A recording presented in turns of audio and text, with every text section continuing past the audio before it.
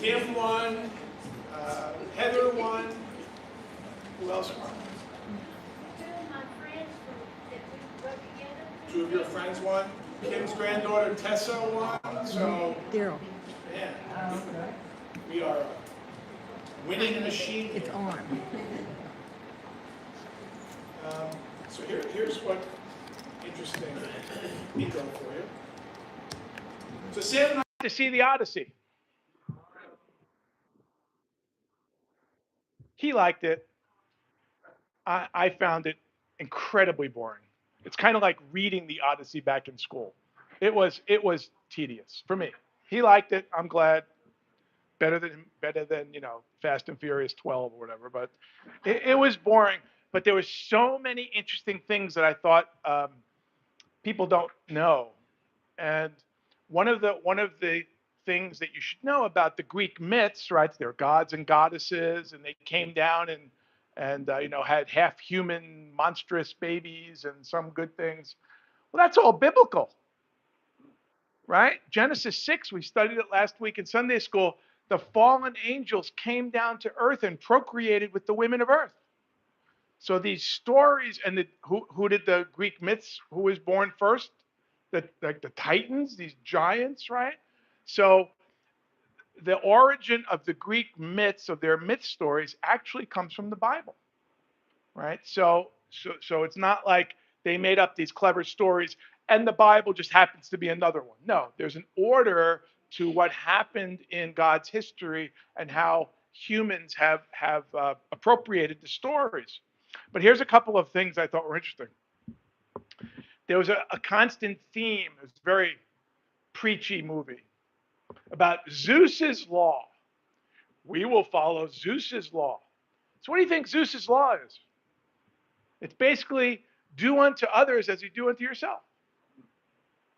Well, that came before Jesus, so Jesus must have got it from that. No, because it goes back to Leviticus, right? 19, love your neighbor as yourself.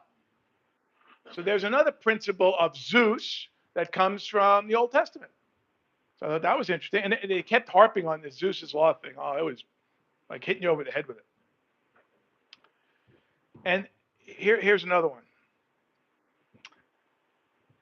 They tell the story of how this king sacrificed his baby daughter to get a favorable wind in the war. Okay? Sacrificed his daughter. And someone kind of questioned, well, what kind of sacrifice is that? And I'll paraphrase, but this is close to what the answer was. The degree of value of a sacrifice is measured by the degree of cost to the offering to the offerer. I'll say that again. The degree of value of a sacrifice is measured by the degree of cost to the one making the offering. So a father sacrificing his baby daughter, that's a pretty high cost. Well, where is this principle from? Well, what does the Bible teach us? What is the greatest sacrifice one could make? That God sacrificed his son, his human divine son, for the sake of mankind. What cost did God pay to sacrifice his son for a bunch of unworthy humans?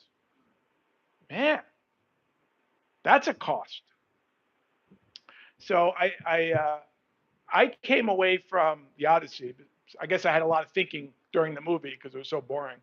That there's so many biblical principles that we think are human principles.